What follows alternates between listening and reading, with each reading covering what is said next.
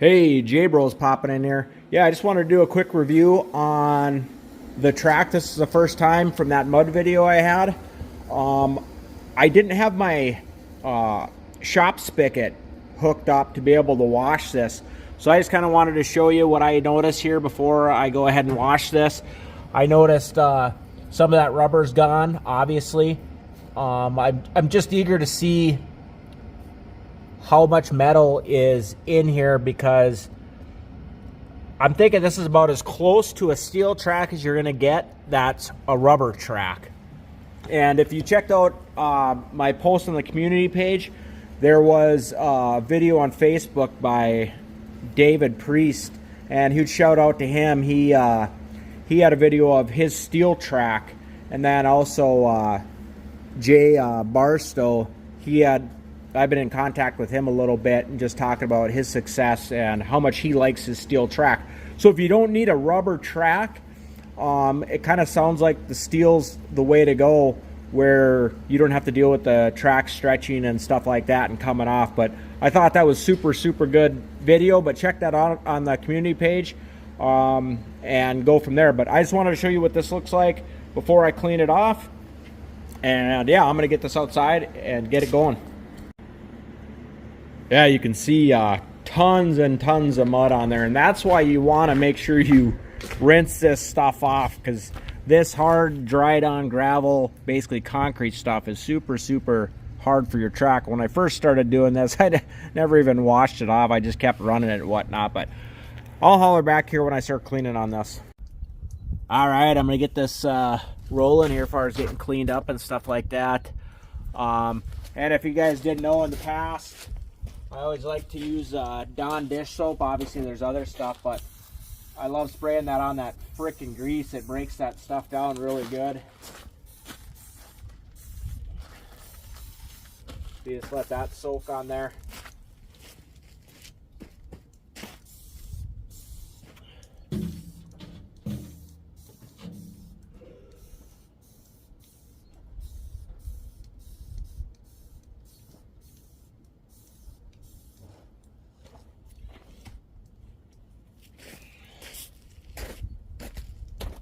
Hey Jax, you want to turn that water spigot on, please?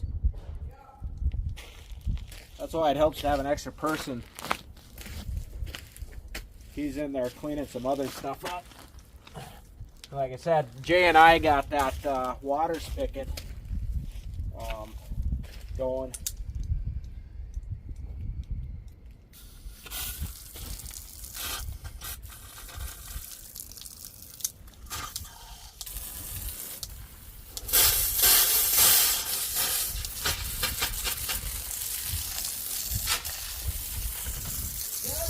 Yep, thank you.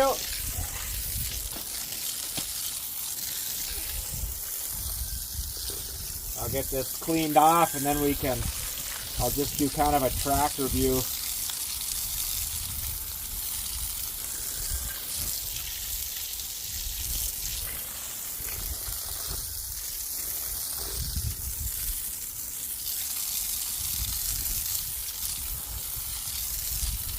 But look at all that gravel, just absolutely is like concrete on here.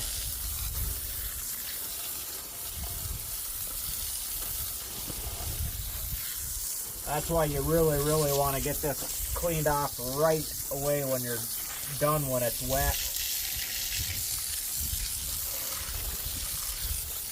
Because this is the stuff that can get bound up in there, and that just doesn't do anything any good.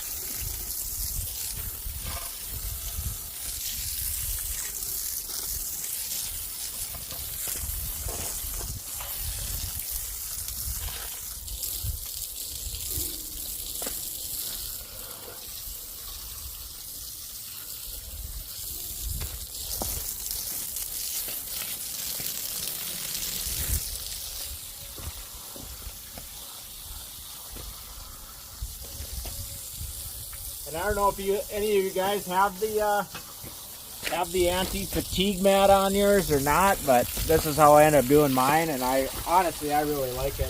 So I just only got 2 zip ties on the back, and then just go ahead and wash it off, flip it back down, and hit this other side quick.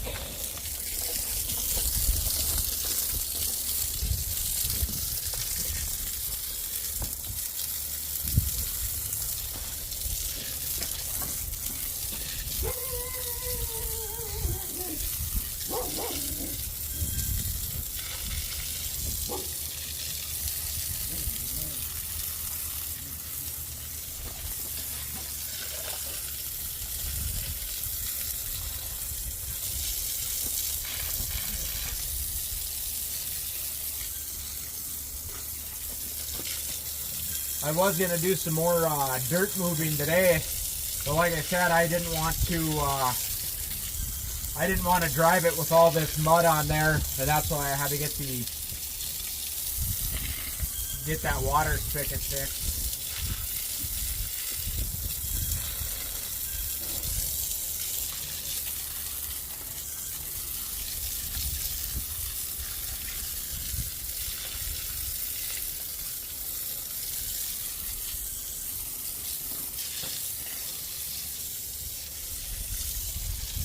Gravy, the neighbor's dog, is over here.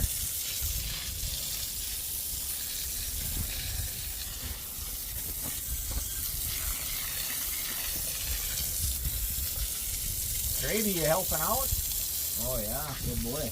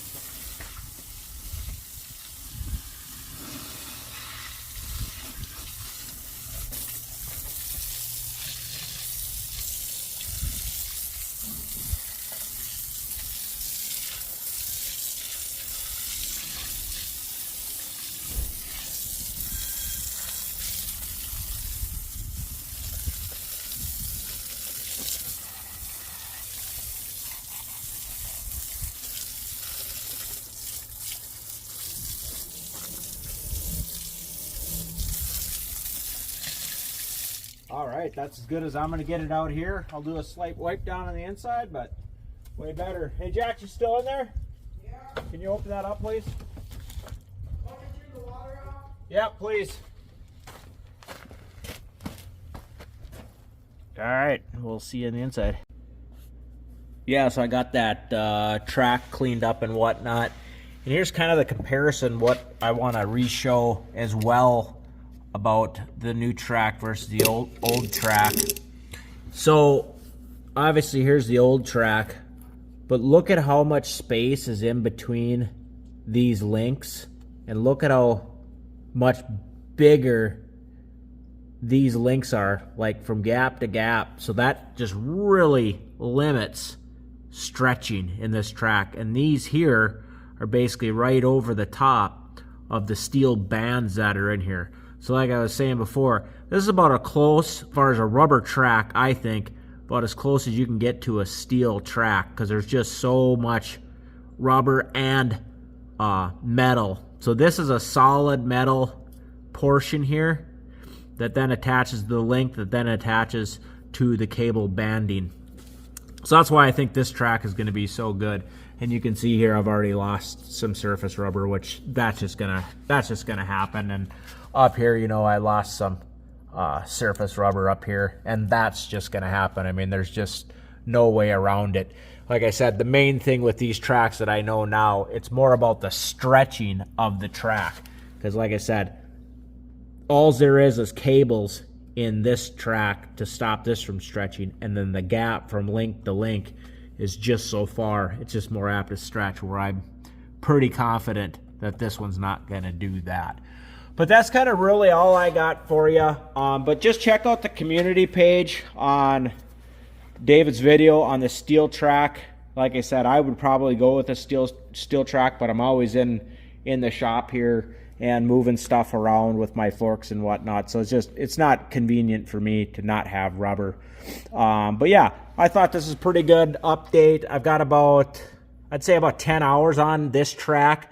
I probably only have an hour in the gravel, and that's where the bulk of this wear has come from. And you can see the material I'm in. It's super rocky, gravelly stuff. So you want to make sure you keep your track clean for this operation. When I take this out tomorrow, I'll do another rinse on it.